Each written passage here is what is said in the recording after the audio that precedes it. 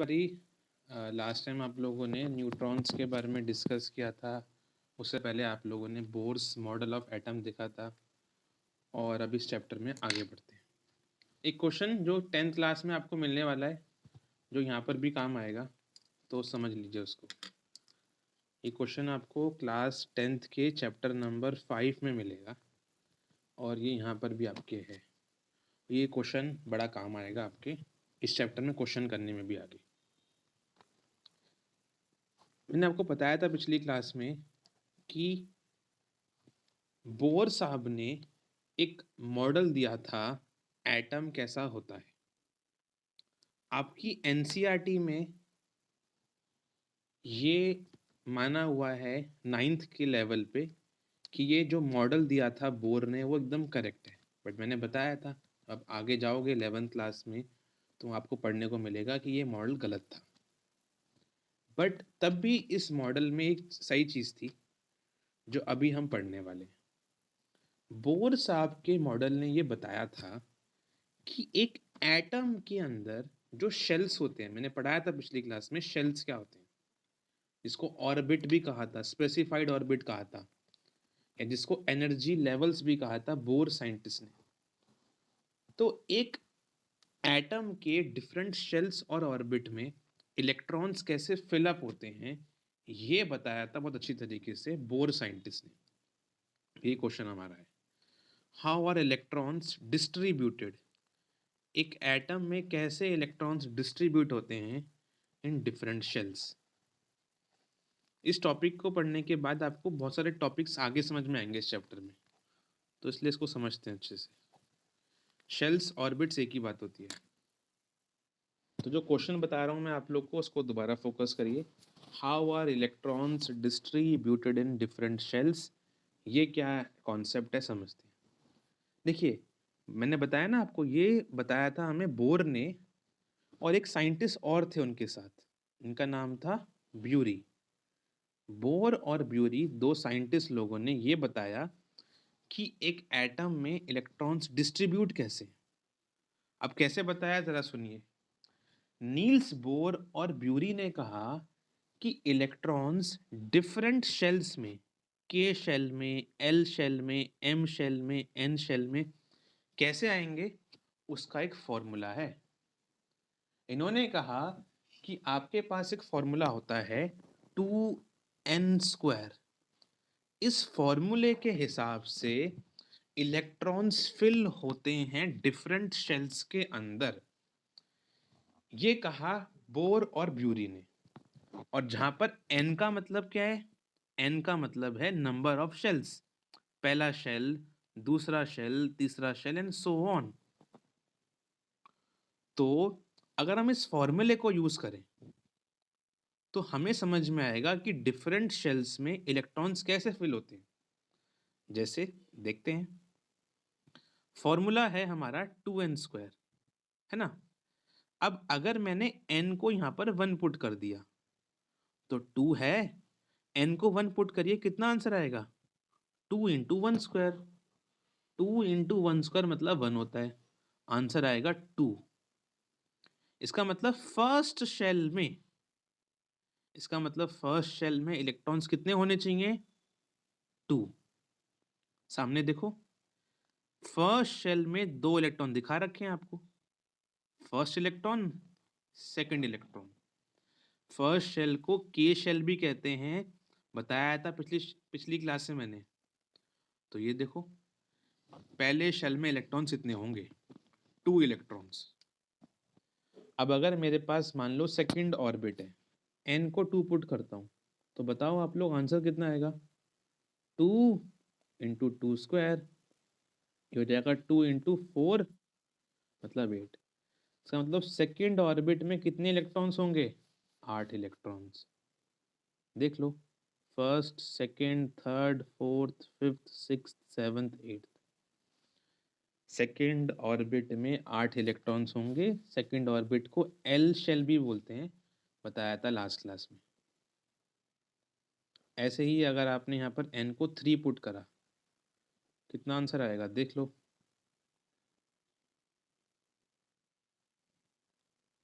3 का होता है स्क्वायर 9, 18। थर्ड शेल में इलेक्ट्रॉन्स कितने आ गए?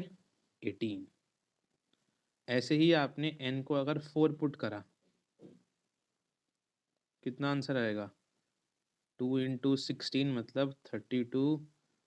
फोर्थ शेल में 32। ऐसे ही अगर आपने n को 5 पुट करा, कितना आंसर आएगा? 50। एंड सो ऑन, आगे बढ़ते रहो। नंबर ऑफ इलेक्ट्रॉन्स कितने होंगे एक पर्टिकुलर शेल में, ये बताया हमें बोर और ब्यूरी ने। और ये एक्चुअली ऐसा ही होता है, ये स्टडी हो चुकी है। बट एक चीज़ और जो आपको जाननी है, बोर और ब्यूरी ने ये कहा कि number of electrons 2n square से निकलते हैं, वो तो ठीक है, परंतु एक आउटर मोस्ट शेल में हमेशा इलेक्ट्रॉन्स 8 ही होंगे। जैसे सामने फिगर देखिए, सामने फिगर में मैंने आपको दिखा रखा है कि मेरे पास 4 शेल हैं, 1 2 3 4। रूल के हिसाब से फर्स्ट शेल में 2 इलेक्ट्रॉन्स आ रहे हैं, आपने अभी कैलकुलेट किया। सेकंड में इलेक्ट्रॉन्स 8 आएंगे, थर्ड में 18, फोर्थ में 32। परंतु बोर और ब्यूरी ने यह भी कहा, अगर आपके पास आउटर शेल है कोई, तो उस आउटर शेल में इलेक्ट्रॉन्स जितने भी आ सकते हैं उससे मैटर नहीं है। आउटर मोस्ट शेल में इलेक्ट्रॉन्स हमेशा 8 ही आएंगे। फॉर्मूले के हिसाब से 32 आ सकते हैं, बट अगर ये आउटर मोस्ट शेल है तो यहां पर 8 इलेक्ट्रॉन से आगे नहीं हो पाएंगे, ये पॉसिबल नहीं है। सपोज करो सिमिलरली अगर मेरे पास एक एटम हो जिसमें सिर्फ 3 हो शेल्स, 3 शेल्स होते, तो रूल के हिसाब से तो थर्ड शेल में इलेक्ट्रॉन्स 18 आने चाहिए थे। बट अगर 3 ही शेल्स हैं, फोर्थ शेल नहीं होता, तो इसमें 18 नहीं, इलेक्ट्रॉन्स 8 ही आएंगे। तो इररिस्पेक्टिव कि आपके पास इलेक्ट्रॉन्स कितने आ सकते हैं, इस फॉर्मूले से outer most shell will always be containing 8 electrons only. ये भी कहा बोर और ब्यूरी ने।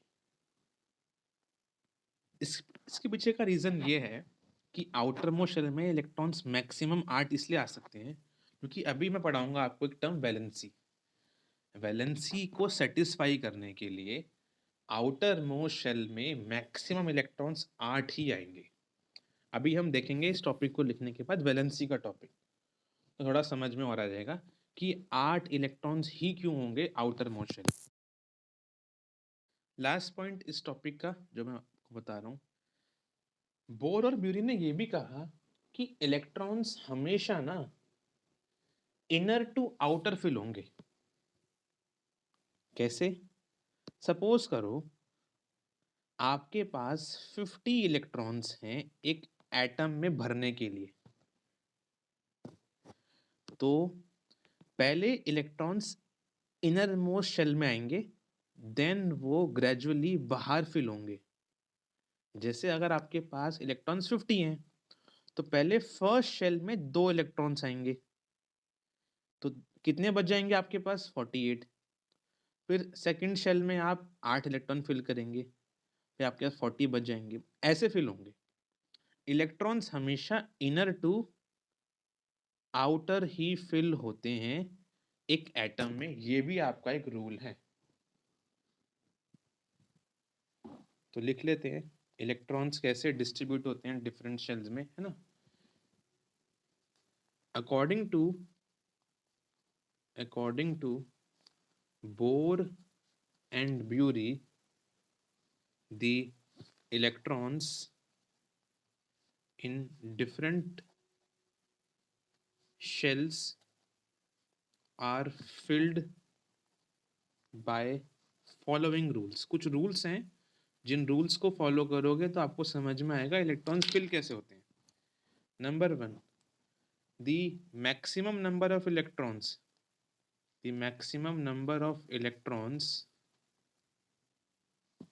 present in a shell is given by formula क्या फॉर्मूला है हमारे पास इलेक्ट्रॉन्स के फिल होने का? 2n², जहां पर ये n क्या है? n is equal to the number of shells, या इसको आप लोग ऑर्बिट भी कह सकते हो। और n की वैल्यू कितनी होती है? 1 2 3 डैश डैश डैश। तो इस हिसाब से अगर हम निकालें, सो दी फर्स्ट शेल, मुझे बताओ आप लोग, फर्स्ट शेल का नाम क्या होता है? फर्स्ट शेल का नाम होता है, वेरी गुड, के शेल। फर्स्ट शेल में कितने इलेक्ट्रॉन्स होंगे? इस फॉर्मूले को यूज करिए, 2n² को, n 1 होता है, तो आंसर आएगा 2 इलेक्ट्रॉन्स। फर्स्ट शेल में हमेशा 2 इलेक्ट्रॉन्स ही देखने वाले हो आप लोग। सेकेंड शेल विल हैव, उसका नाम क्या होता है? Very good, L shell. 2n² को पुट करिए, आंसर आएगा 8 इलेक्ट्रॉन्स, एंड सो ऐसे आप दिखा सकते हैं, एंड सो। सेकेंड पॉइंट कहता है कि वैसे तो नंबर ऑफ इलेक्ट्रॉन्स आपके फिल होते हैं इस 2n² वाले फॉर्मूले से, बट अगर आपके पास कोई आउटर मोस्ट शेल है, उसमें हमेशा इलेक्ट्रॉन्स 8 से आगे नहीं आ पाएंगे। The maximum number of electrons that can be accommodated in the outermost shell is 8। Outer most shell में हमेशा ध्यान रखिएगा, इलेक्ट्रॉन्स 8 से आगे तो हो नहीं सकते। थर्ड पॉइंट, इलेक्ट्रॉन्स फिल कैसे होते हैं एक एटम में? इनसाइड से outside. Electrons are always filled in a shell from inner to outer। Inner से आउटर शेल की तरफ इलेक्ट्रॉन्स फिल होंगे, कभी बाहर से अंदर नहीं इलेक्ट्रॉन्स फिल होंगे, ये भी ध्यान रखिएगा। अब दो क्वेश्चन करते हैं इस टॉपिक पे जो मैंने पढ़ाया अभी आपको, तो समझ में आएगा। पहला क्वेश्चन देखिए पेज नंबर 50 पे, right the distribution of electrons in the carbon and sodium atoms.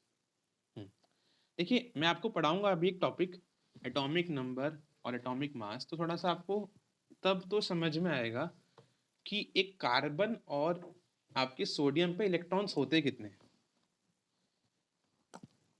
अभी बता देता हूं मैं आपको कि सोडियम पे और कार्बन पे इलेक्ट्रॉन्स कितने होते हैं। कार्बन के पास इलेक्ट्रॉन 6 होते हैं, सोडियम पे 11 होते हैं। ये मैंने कैसे बताया, ये आप भी सीख जाओगे जब मैं पढ़ा दूंगा आप लोग को एटॉमिक नंबर। तो अभी क्वेश्चन करते हैं पहले, बाद में उसको सीखते हैं। क्वेश्चन है आपका पेज नंबर 50 पे कि right distribution of electron in carbon and sodium, है ना? समझते हैं, देखो आपको थोड़ा सा समझ में आएगा, टॉपिक पढ़ा है अभी हमने। मैंने क्या बताया आप लोग को अभी, कार्बन के पास इलेक्ट्रॉन्स कितने होते हैं आपको ये याद करना है। अभी कितने होते हैं इसके पास? It has 6 electron. चलो तो अब हम लोग फिल करना स्टार्ट करते हैं।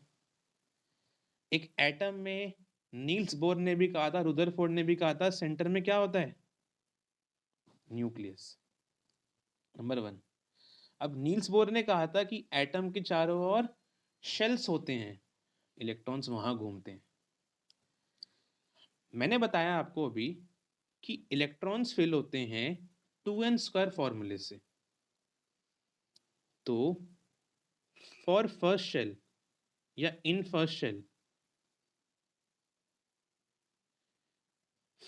में n 1 होता है, तो इलेक्ट्रॉन्स कितने आएंगे? इलेक्ट्रॉन्स विल बी 2n² को यूज करो, कितना आएंगे इलेक्ट्रॉन्स? n1 है फर्स्ट शेल में, 2, तो 6 में से 2 इलेक्ट्रॉन तो पहले शेल में आएंगे। तो फर्स्ट शेल दिखाओ ऐसे, और इसमें इलेक्ट्रॉन्स कितने हैं दोस्तों? 2। तो एक कभी यहाँ दिखा दो, एक यहाँ दिखा दो, ये 2 इलेक्ट्रॉन्स हो गए। अब आपके पास इलेक्ट्रॉन्स बचे कितने? 4 बचे। 6 - 2 कितना होगा? 4।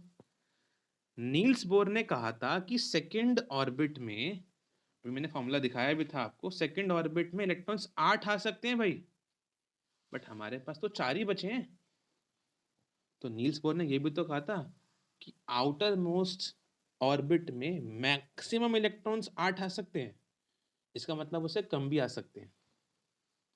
तो कार्बन के पास जो 4 इलेक्ट्रॉन्स बचे ना, वो सेकंड ऑर्बिट में आ जाएंगे, और ये पूरा का पूरा फिल हो जाएगा। 1 2 3 4, and second orbit will have, second shell will have 4 electrons।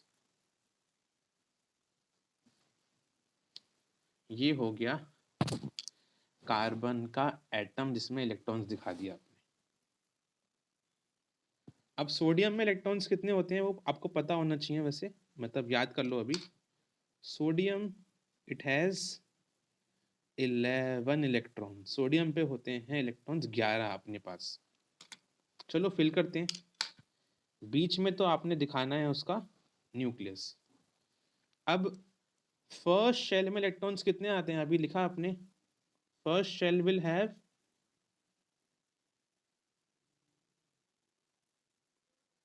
2n² से निकालोगे तो 2 इलेक्ट्रॉन। पहली शेल बनाइए, पहली शेल में तो हमेशा इलेक्ट्रॉन 2 ही आते हैं, 1 2। अब बच कितने गए?